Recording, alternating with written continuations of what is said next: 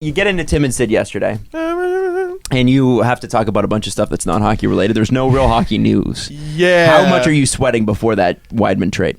A little. Well, I knew they wanted to talk a little bit more hockey. They understand my weaknesses and wanted to play to my strengths. Good coaches. Basketball is one of those things where I'm like, I know nothing about it, and then if you get me warmed up with a couple things, I'm like, oh, okay, no, I actually do know a little bit, like enough to hold. Hard not some to. conversations. If you follow any pop culture, it's hard not to know about basketball. Yeah, I think so. And then football, I was useless. Guys are making jokes about like the Bears quarterback, like, look, watch this guy, and I'm like, I've literally never heard of that human being. I don't know who that is. And then making fun of the Lions guy, I don't know who that is. Oh, you know how the Lions are? Yeah, sure, I believe you.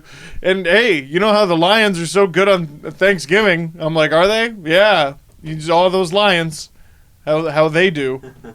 Like, I didn't know anything. So when that trade finally broke, you were like, ooh, a thing. That was great. We had something extra to talk about, and I mean, it was. Savard says he's serious. By the way, he just responded. Did he say that? What did he say? Says he's dead serious. We're gonna. Okay, all right. Follow-up question. No. Are they close? Okay, one sec. I gotta. You talk for a second. Okay. We should probably read Mark Savard's tweet. Yeah, I guess he said $6.9 million gets it done. That's what he basically said. Someone talk. Mackenzie followed up the 6.9 average, and he said, for all the 6.9 AAV on a long-term deal, remember what cap friendly and we were talking about last week. Toronto could do a long-term deal for $7 million across the board and have a much bigger cap hit this year and much lesser cap hit in the so-called out years. By the way, did you know that the Leafs have the third most cap space in the league this season? They have like 16 mil right now. They're, I think, still third in the NHL or fourth in the NHL, and they have the third most cap space. I think they're going to be okay. They'll be fine. They're going to be okay. I mean, that changes basically as soon as the season's over. It'll be tight. It's going to be tight, but it's I think not they'll bad. be okay. So, yeah, Mark Savard, you think farted on an aardvark. What did you write back to him? I just said close, savvy insider. That's it. Anyway, getting back to the real star of the show, me, Tim and Sid. So great. Was it cool? Was it so cool? So to explain, like, you walk in, what do you do? I walk in, and the pre-show meeting, which Jesse was part of for a very long time. Funny that you're there after he's not there. I know. The timing of it was terrible. Like a week difference, and you would have been there. Figures, but they everything at the pre-show meeting sounded like it was oddly directed at me. Wow. All right, here's how it works. And it should have been because I didn't know. And it was really good. Sid's like, hey, come down to the cafe. We'll get some lunch. And I'm having chicken fingers with him because, of course, I didn't even want chicken fingers, but I'm like, I'm with Sid Sixero.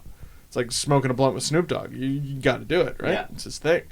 Does he eat that every day? Does he eat chicken? He does. Probably. Yeah, no, it's a thing. He has a Coke. I think he switched to Diet Coke. It was a Coke yesterday, just regular. It was a regular Coke? Okay, so he's off the diet. Coke and chicken fingers. He has chicken fingers and fries from the caf every single day. It's not a lie. Except on days when it's like holiday and we have to work, then he goes to McDonald's. Oh. Wow. And he gets his little medicine cup full of hot sauce. Uh-huh. Yeah, he's methodical. He's a man of habit. He comes in the same day every time, leaves same time, has same thing for lunch. Wow. Unbelievable human being. In and out. Oh, just so brilliant. And like everyone, it became pretty obvious pretty quickly. If I fail, it'll be my fault. Mm-hmm. Like, they really do a good job of putting you in a position to succeed. Mm-hmm. Yeah. Sort of thing. And like, well, that makes a good show, right? You have to, you need that. Yeah. And like, they should have called it Good Show. Ah, The Good Show. Because they like that. You see, because, and yeah, I had this moment. It was like either a couple minutes before or after the beginning of the show where I was just like, oh, we're just talking. Oh, that's it. We just have to talk. Like, it's weird how you forget that like so quickly, and I'm like, I think we'll be okay. And it went so much better than I thought. unbelievably way better than I thought. What? Well, because in your head, I know leading up in your head, I know that it was a complete disaster, and like the television station would burn down. Sportsnet would be no longer existing today in Steve's head. Basically, if I didn't want to embarrass Sportsnet nationally. If what Steve thought actually would happen versus what happened was always the case, Earth would be gone. It would be over. I was raised by a Catholic Italian woman. Times over. Yeah, like not just once. You want to talk about anxieties? Just a ball. It's a good thing you can't predict the future because it wouldn't be good. No. Bad things happen. I'd be like Professor Trelawney. You would be. Like, Adam, you're not surprised it went well. Like, hearing, Steve's going to be on Tim and Sid. I know it's going to go well. Here's the thing. Yeah, broadcasting is really just talking. The thing that Steve does is he records himself talking on a camera and then edits it together. And then he goes live to tape, which essentially is what this is, meaning that we basically record the podcast. It's not live per se because we're not streaming it, but it basically then just gets put into a file and uploaded, right? Mm-hmm. Like, I mean, there's a couple edits every once in a while, but there's not like, this is like stream of consciousness shit for 2 hours every 2 days during the week. Like, I think you're going to be okay for a 5 to 7 minute segment. Yeah, but how often are you like, how about those Lions? You know? Well, I noticed that. I mean, when we were doing Sportsnet Radio, I was like, right, baseball. Well, basketball, we did really well because I crammed, and there was a huge story, and then there was a baseball Thank segment God for where I was like, Kawhi. and Adam, what do you think? Adam, because I don't know anything. How about Adam? And last night on Vince Carter, you kind of let Sid handle it, and you kind of just reacted to his opinion on it. Yeah, and that was because we sort of talked about it beforehand. Yeah. Like the By the way, original... Sid was totally right. That was the saddest thing I've ever seen. and I pathetic. acknowledge that. I thought it went well because Hey, Vince, take 5 shots. Yeah. Go Take ahead. 5 and dude, they just let him. He missed all 5. Just run to the rim and dunk it. Slam it. Literally, He did it. Literally 0.5 seconds left. It was embarrassing. Yes. He missed the shot before that led to the dunk, and everybody just let him get the rebound.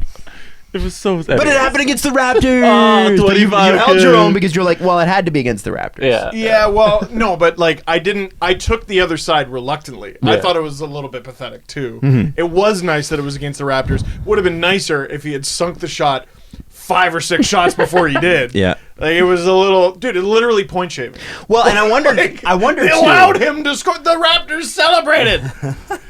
I would love to hear the mic. I want to hear the courtside mic. Let him do it. Just let him dunk. Has to be a dunk. They probably told Vin, dunk it. Does anybody know a 7-foot French guy? Anybody? Stop shooting from like a few feet away. You're not gonna make it. Dunk it.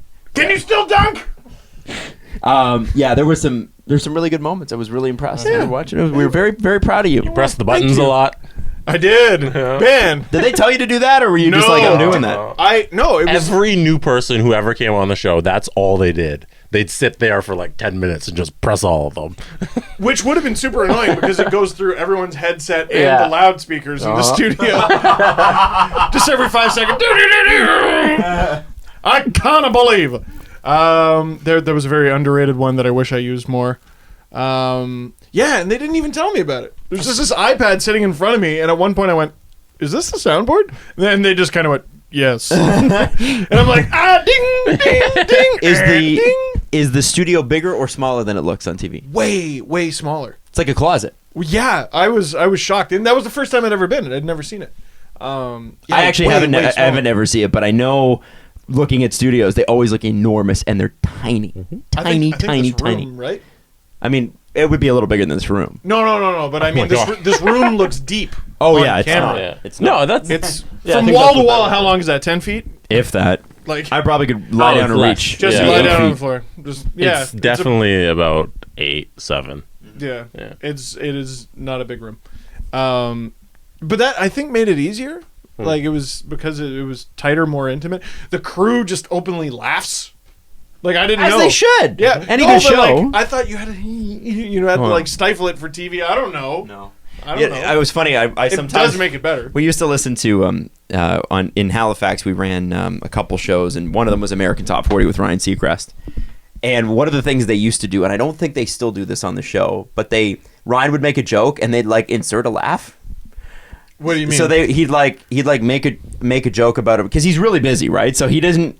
You could tell he was like running in to do American Top 40 and then running out to do American Idol. This is like 5-10 years ago, and then it would be like he'd be like talking about something and like he'd make like a sort of a lame joke and then you'd hear ha ha ha in the background as though there's like an audience there. Oh. It was really awkward. But yeah, the Tim and Sid ones are actually like real. They're real laughs. Yeah, it caught me off guard the first time it happened. You could probably even see if you have the footage. I looked. What is it like sitting next to a volcanic Sid 60 rant? All you want to do is keep up. All you want to do is keep up. And he establishes a tough pace. That's a tough pace, man. Mm-hmm. And you got to learn when to go at him and when to be the concerned parent, which that's what I turned into on the Vince thing.